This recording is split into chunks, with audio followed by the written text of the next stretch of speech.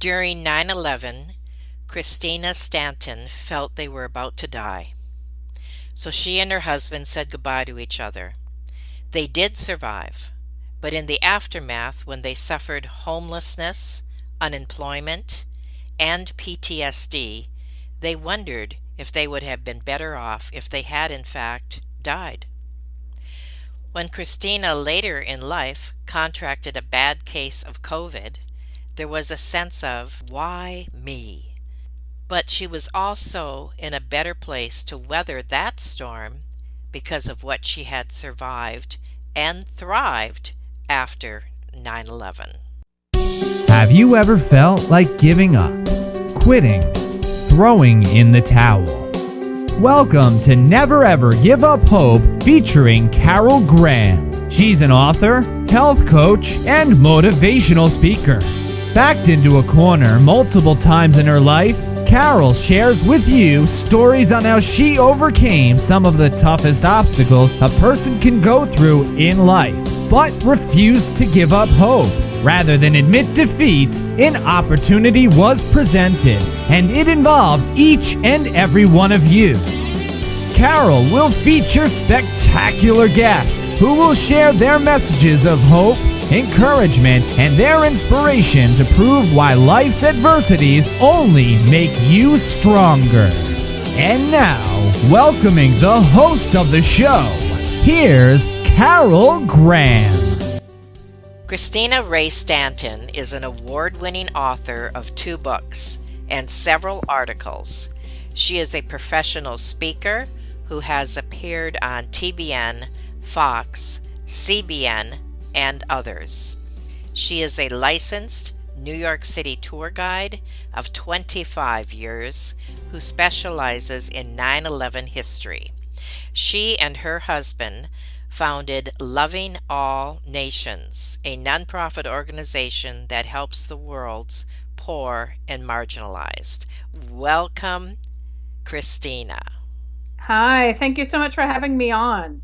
Oh, I'm excited because this is such an appropriate time. I mean, here we are right at September 11th, the 20th anniversary. And I know that you have much to share and also what happened later when I believe it was just you that contracted COVID, not your husband. Is that correct? No, it's my entire family. Your entire family. So we have 2 very important issues to discuss today. So let's start with your 9/11 story. Especially, yes, now 20 years later. My husband and I had been married about a year and a half. We were still newlyweds, and we had been looking for an apartment. We'd been kind of bouncing around that first year and a half of marriage.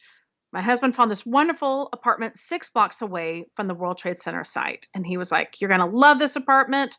And when I got up there, it was on the 24th floor. My jaw dropped. It had a beautiful 300 square foot terrace that overlooked the Twin Towers. And I love being outside, having an outdoor space. That's very unusual to have such a thing in New York City. And I No felt like I was kidding. on top of the world. Oh, yeah. So we moved in July the 7th, 2001. Our stuff was still in boxes. When on the morning of 9/11, just for some reference, I was 31. My husband was 35. We had just bought a dog about 6 months earlier and ready to, again, take on the world. That morning, my husband came and shook me awake and said, "Something bad has happened. I don't know what's gone on. Let's run onto the terrace." So we ran onto our terrace and we saw flames from either side of the North Tower, and we didn't know what had happened. The plane had lodged into the building and hadn't come out the other side. Our view was the other side. So the actual facade looked pristine. It's just on either side Hmm. of the building were flames and smoke coming out. So we're just watching it completely shocked. The noise from the street was amazing when previously when we had gone out into the 24th floor on our terrace, we couldn't hear a thing because we were so high up in the air. But the collective screaming and the sirens it was shocking. I mean, everything about it was shocking. So we Hmm. were just standing there, like mummies, watching this thing. When all of a sudden, over my right hand shoulder, the second plane came, went right over our heads, swooped right in front of us, went into the 78th floor, which, by the way, if you do the math, between 24th and 78th, it was a very short way between the bottom of that flight and us. And went into Wow. the South Tower, blew us back into our apartment. I was knocked unconscious. I woke up to my dog bouncing, jumping on my torso, and I heard my husband yelling different things. It took me a while to kind of collect myself. The first thing I remember him actually saying was, "Do you want your shoes?"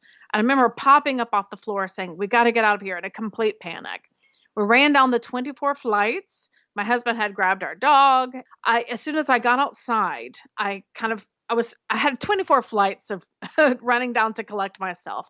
So as soon as I got outside, I realized instantly I have no shoes and I'm in my pajamas. So as soon as Brian and Gabriel made it out the fire stairwell, I said, "Okay, let's do a do-over. Let's go back into our apartment. Let me get dressed. Then we'll evacuate. But let me get dressed first now that I've got my brain kind of back intact." But even in that amount of time, they wouldn't let us. The doorman wouldn't let us back into our apartment, and they said, "I'm sorry, it's just evacuation only. We need the elevators for evacuation."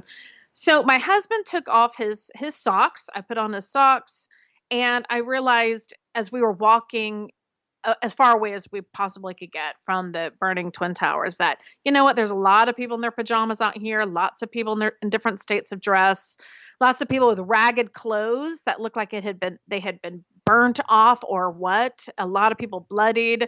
I just realized nobody's going to care what I'm wearing or not wearing Right, at this right. point. So for us, your inner alarm starts ringing when there's danger nearby, and your body goes into its own autopilot, almost against your wishes. No matter, and ours said go to Battery Park. That's as far away as you can get. So we went down to this 25-acre park, which is situated at the very southern tip of Manhattan, and we felt safe there. We thought, well, it's far enough away, even though the Twin Towers were right there looming over the park. These things were massive. They were a quarter mile in the sky, and it wasn't far away. We just kind of felt, well, this has got to be kind of a safe area from flying debris, from debris falling. The only thing about that park, though, is it is surrounded by water. It has the East River to the east, the Hudson to the west, and the New York Harbor to the south. And then the north was the destruction and the fires of the World Trade Center. But even still, we felt, okay, we're good. Then all of a sudden, the ground started rumbling, and we didn't know what that was. Hmm. But it just literally collectively, everybody understood at the same time a tower is coming down, which nobody ever guessed. And so people went crazy because we realized that if the tower fell lengthwise and if it fell south, it would have reached us in the park. Again, these were such tall buildings. Right. The crumbling, it could have reached us. We all knew that. So people went nutty, running around. But the problem with that is we had run out of land. There was nothing there but water, and also instantly smoke kicked up into the air and surrounded us, and we couldn't breathe. Dust. People ask me, did you see the tower fall? And when I say no, they say, well, you must have been too far away. I'm like, it's the opposite. We were too close. So dust kicked up immediately, covering the sky. You could not see barely 10 feet in any direction, including up in the sky. So we just heard the rumbling, which sounded like it was getting louder and louder. It literally sounded like it was about to fall upon us. And it was just this chaotic scene. I watched people around me go crazy, thinking that was their last moments on Earth. My husband and I did at one point stop and say goodbye to each other, and it was a very sad moment. We kind of just ran around trying to find pockets of air to breathe when all of a sudden boats started docking by the water side. And it wasn't even a docking area. A boat would basically come up against the seawall, and people would pitch themselves into the boat, it would fill up and go away. And I didn't know what was going on. All I know is I want to be in one of those boats. I want to be in just about anything I'll take a canoe just to carry off this island because we are not safe at all. So we did get into a queue. We got into a white New York waterway ferry and were carried over to New Jersey. And we were out of the immediate danger for sure. I was so glad to be away from there, so very aware that thousands of people had died and were dying. Mm. And it was the worst feeling in the world. Well, once we got in New Jersey, that kind of kicked off, like, let's say, a little bit of a part two for us, in the sense that, our dog got sick right away. He had licked the dust covering his fur, which contained ground up glass, which shredded his insides. We had to put him in the vet. He Oh, hovered between dear. life and death for weeks. We were homeless because when the Twin Towers came down, they registered on the Richter scale as an earthquake, and our building was so close to the attack zone that they had to go around testing these buildings to see if they were structurally sound. And for a long time, we didn't even know if we were going to even have a home to go back to, because if it wasn't structurally sound, then we couldn't even go back to get our things or what have you. So that was an interesting kind of, couch surfing was kind of a new thing for me. And I found it very discombobulating. My husband found out that a good friend of his had died in the North Tower, Cantor Fitzgerald, the company that lost the most employees. And we started, showing PTSD symptoms immediately. Unemployed, we both became unemployed in the aftermath, and it was just a tough time. And I'm not in any way comparing myself to the people who died that day, the almost 3,000 people who died, and the family members who were left behind. But almost as if I want to be kind of an example of one of the many thousands of ripple effects of how the attacks, affected, thousands of lives, of people who found themselves around the attack zone. So I have actually a very common story for literally thousands of people. It just doesn't have to be happen to be a story of somebody who was in the planes or the towers, but it really threw us for a loop personally, as it did for everybody in the city and everybody in the country. I'm so glad that you shared that story because there are many stories. We have read the stories, we've seen movies of the stories, yet our entire lives in our country changed that day. And to hear your story and your survival story and what you have been able to accomplish as a result of what you went through, that to me is what this program, Never Ever Give Up Hope, is all about. Let's now talk about how it changed you and your husband. Yeah, that is a great question, because it really did change us in every single way. We had, again, we kind of like we're looking at our future with fresh eyes once we got married. But after 9/11, we took a step back and thought, and talked to each other. We did a lot of conversation. We had a lot of conversations about, are we going down the road of what's going to lead us to what we want? Because we've been doing that, and during 9/11, it felt insipid in the aftermath. I mean, I was trying to be an actress on the Broadway stage. I completely lost my confidence after that. I quit. Really? Oh yeah, it's the only thing I'd ever wanted to be, and I quit after that. And I'd actually had some success. I was reevaluating that, and I mean, I'm a Broadway lover. I mean, so it's nothing against the industry. It's just, for me, I felt that I'm not sure that is the way that is going to bring fulfillment in my life. And again, lost my confidence. I looked at my religious background, which I have, and I had abandoned that a long time ago. That was another issue that was on the table now, because I thought, I want to revisit that. Am I really okay with having laid down my faith and moved on from it, when I'm ready to ask myself some harder questions than I've asked myself in the past? And would faith be something that could fit into my life, or should fit into my life? Because it's something I really do believe in. So I feel like it ushered us into a time period of regrouping, rethinking, tough conversations, and just a real reassessment of, is all of our hopes and dreams and aspirations something that we want to keep on, or do we want to change things up?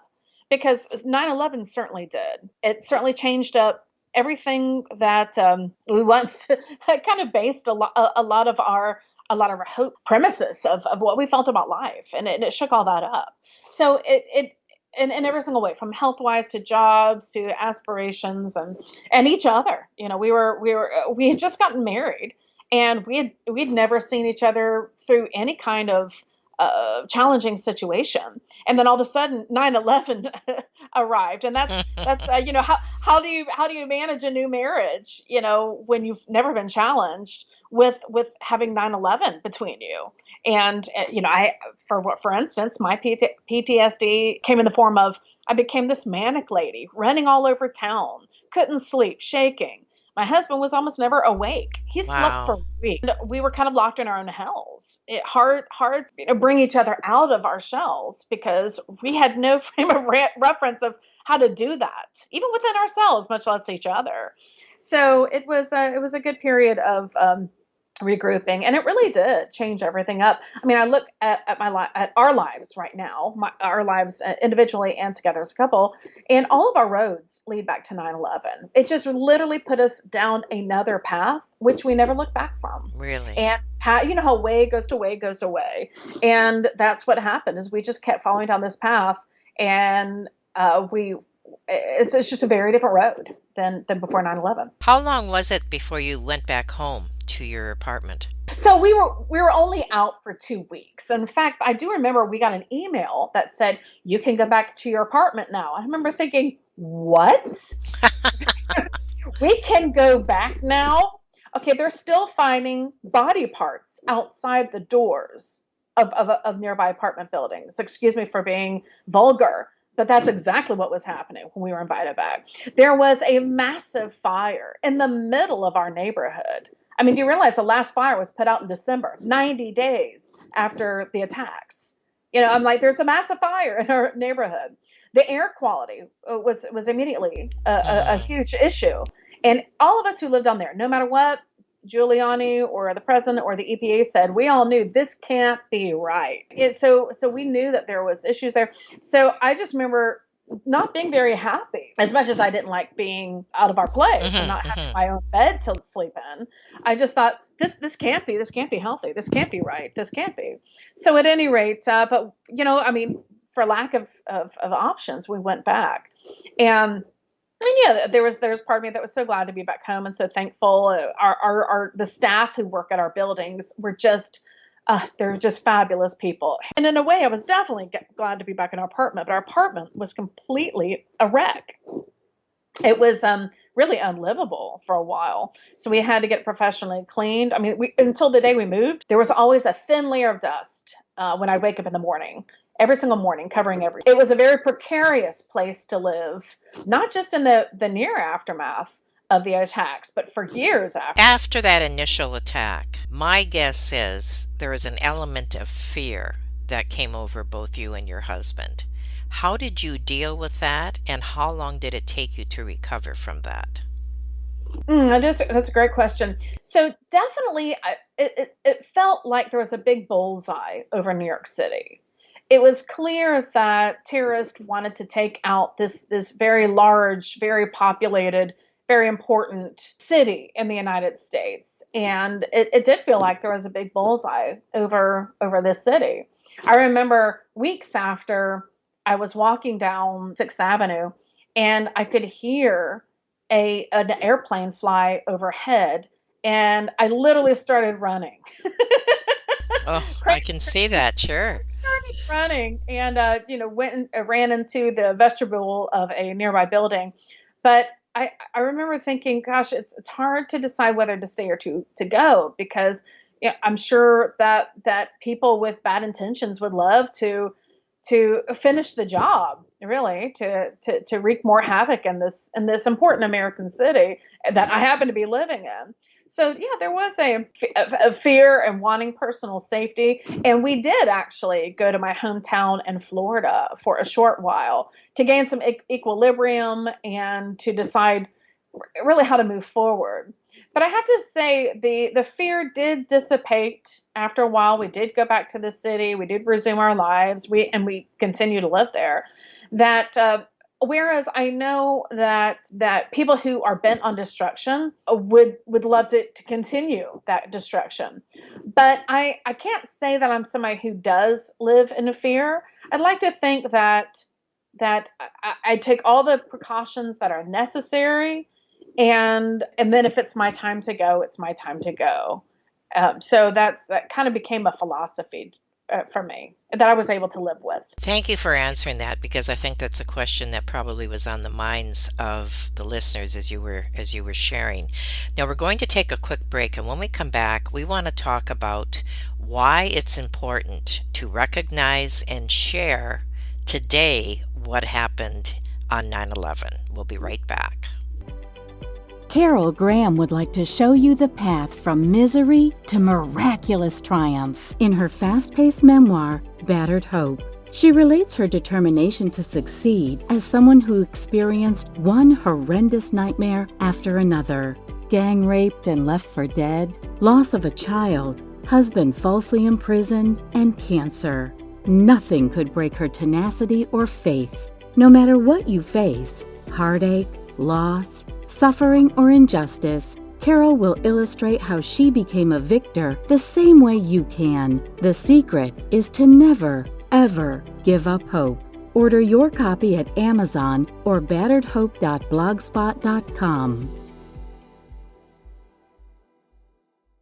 Appreciate you sharing the story of what happened to you on 9/11, and I hope that this brings some kind of realization with the audience, of especially those who are younger and possibly don't even remember this.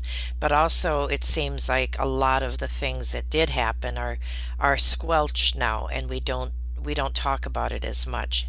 And I know that you feel very strongly that this is important. So could you tell us why it's important to share this story? There's really so many reasons. I mean, for one thing, the argument can be made that the country lost their innocence that day. I've heard that said a lot from people from different sectors. The Age of Terrorism began arguably from that event, and things like the Department of Homeland Security was put together in the aftermath. Operation Enduring Freedom, that started that essentially a war. It changed, how we are processed through airports, and the kind of security measures that are taken at attractions. Those are kind of factual things that happened in the aftermath. I think that the American psyche just long term had a hard time wrapping their brains around that event. And I think that it was very pivotal for, again, like collectively for the American psyche. So we had to, as a country, kind of find our way out of that. Some believe that it actually led to an age of skepticism in America. Really? Yeah, I've read that, and I found that argument made sense.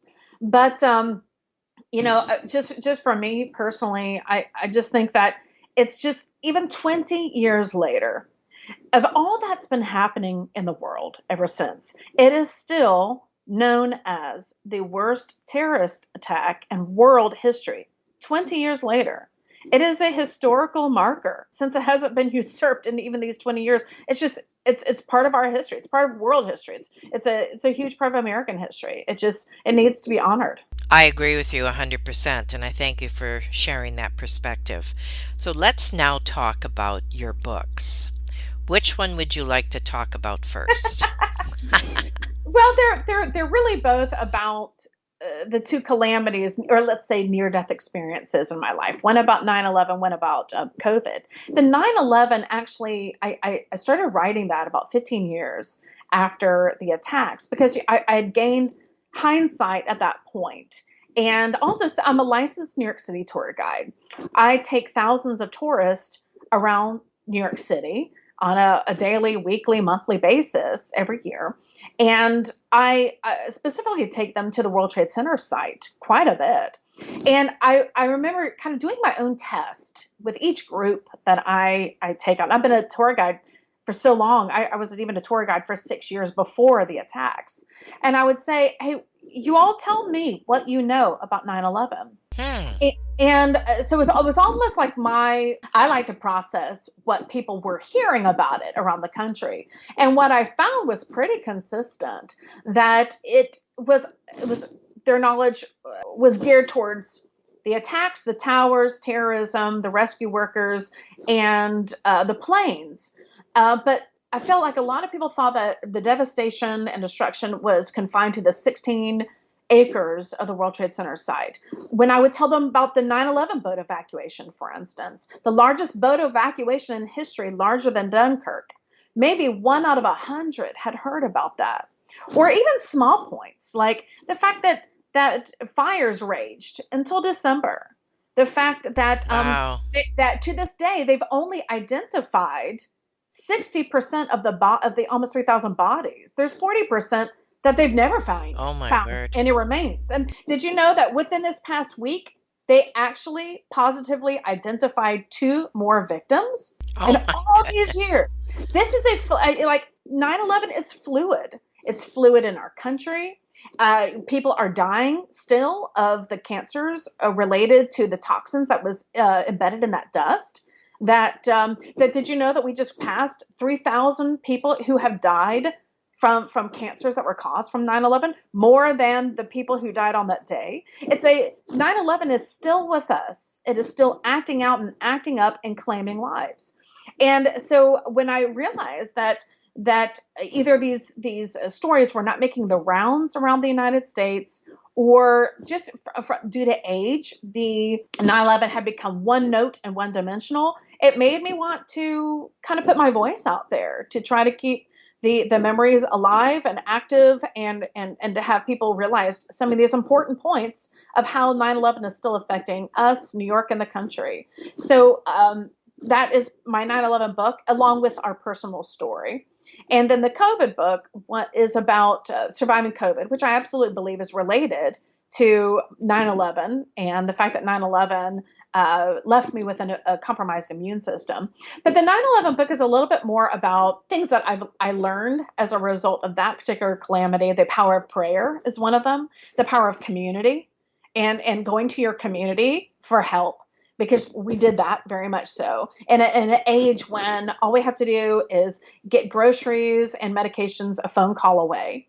And so I had to rely back on my community, because during the worst of COVID, when I had it, I couldn't just dial a number and deliveries would appear outside my door. I kind of had to do old school and rely on others. And just the blessing of that, the blessing of people giving, and the blessing of being a receiver. So it's just a few things that I learned through that calamity that really stayed with me. And it was actually some lessons that were appropriate in my life, that I'm glad that I kind of stumbled on them, because when prayer during COVID was all I had, I realized it was all I need. Good point. So those are my 2 books. I received no proceeds from the books. My husband and I formed a nonprofit several years ago that help vulnerable populations overseas, and I had a real burden to start that nonprofit, mainly through my experience during 9/11. Being homeless, I'd never had that situation before. I found it dehumanizing and discombobulating, and it gave me a lifelong passion for refugees and homelessness. Through the years, I've had a real heart for those who are suffering from, let's say, natural disasters. And I just want to help, because the thing is my Christian faith tells me to go and do likewise. It tells me that we're supposed to help our fellow man. And that's another thing I really feel very strongly about 9/11. We are here to remember those 3,000 lives that were terribly cut short. But I also think it's important to remember the heroes that day produced. Yes, Not yes. just, yes, definitely the firefighters, the rescue workers, but the average person sat up and said, I am going to comfort Hmm. the humans next to me through this horrible event. So just average people rose to the occasion to speak into the lives of their fellow man in distress. And I just kind of felt like I wanted a nonprofit that was that spoke to that, and helped to raise up heroes, not heroes in us, but basically organizations, because our nonprofit gives funding to organizations that are helping the poorest in their communities that often get overlooked by governments or agencies. And I'm just as inspired by those 9/11 heroes as other people's are angry about the terrorist. And don't get me wrong, not happy about that either. But I think that focusing on the admiration of all the people who went and did likewise, as the Bible said, is it daily refreshes me. And I feel like there is good in this world. We saw that on 9/11. That is an absolutely perfect summary to what you just said throughout the entire broadcast today. I really am grateful that you brought that up, because there are no boundaries when it comes to helping one another. And I think that's what the message that you're getting here. It doesn't matter how old you are, how young you are, what color your skin is, or anything else, what religion you are. You pull together, you unite, you help one another, you see somebody in need, and you do what you can to help them. That is the message that I'm hearing from you. Is that your message? Absolutely. Absolutely. That's what I think about when I think about 9/11. I think about, yes, those who were murdered, but yes, the people who rose up. There's even people who had nothing to do with the towers, rushed to the buildings, just like rescue workers, to go in and help. And I'm telling you, I've never been so inspired. The tales, the stories are literally endless of people who did kind gestures, large and small, to help their fellow man that day. And you know what? That's what is missing nowadays, is kindness, and the fact that it's free. It's literally free, or it can be free. If is just show kindness to somebody who's in pain. And aren't we all in pain? Aren't we all in a broken world? Whether it's 9/11 or a pandemic or something else, but everybody needs encouragement. Everybody needs help, and kindness can be shown in so many ways, and it can be shown for free. And I'm just constantly motivated, and it's almost like literally a breath of fresh air when a kindness is shown to me, and when I can show a kindness to others, because I feel like at this point that is what we all need to grasp for, is to give and receive kindnesses, because it's running a little low, but it doesn't have to, and it can start with each one. It can start with us. I just recently interviewed a man on this show who runs an organization called I Spark Change. And it's exactly what you just said. The change, no matter how small it is, begins with me. The change is opening the door for somebody that needs the door to be opened, all the way to helping somebody financially or in any other way. It's the little things. Those are the things, yes, and that is what is remembered. Again, you said something that I want to reiterate, and that is, stop focusing on what happened in the negative, and start focusing on what good has come and will continue to come as a result of what we went through as a nation, as individuals, as people in this world. And your message is strong in that respect. I appreciate and I'm very grateful for you bringing that up. Anything else you want to say in summary? That you're right. That is the message. Is it's a day of remembrance. It's a day of hope. And because there is hope there, there's hope, because great tragedies can produce great bravery and great good and great strength, and we saw both ends. And so when I look back today, that day, I think of the worst and I think of the best of humanity. Really, that should gives us all hope in the future. And I feel like the faith that grew, my Christian faith as a result of that, has been a life changer for my husband and I. And that's something that probably wouldn't have gotten awoken or addressed if we hadn't had that horrible experience. Not that I wish that horrible experience to have happened for us to have gained that faith. It just was what happened in the aftermath of feeling just completely wayward, and we had no rock, no foundation, and we were sinking, and our faith is what's carried us through. And I have that hope for anybody, especially the young ones nowadays, that have something to anchor yourself to that will outlast you, because life is going to be a struggle. And I hope that the younger generation doesn't have their own 9/11, their own ground zero, but it's pretty much guaranteed that they're going to struggle. They are now, to a degree with this pandemic. Life is built on something bigger than yourself and bigger than your own ambition and dreams. And I wish for them that when they get to a struggling place, that they know that they are loved and that they can go to others for help. There's communities there. Try not to do this life alone. That it's not meant to be lived alone. And I just again hope that the country doesn't endure a 9/11, but when and if it does, or whether it's a 9/11 in our own lives, that we have some strength to draw from a community that we found, that each individual has found, to help them. We all need to ask for help, and we all can show kindness. Yes, there are no limits to that, absolutely. And what you said, that trauma really makes us aware of our priorities. Yes. And that too is a huge message, and I thank you for sharing that. Thank you, Christina Stanton, for being on Never Ever Give Up Hope. You definitely had that message very loud and clear today. So thank you again for being on the show. Thank you. Thank you for listening to Never Ever Give Up Hope, featuring Carol Graham. Did you know that most people succeed because they are determined to?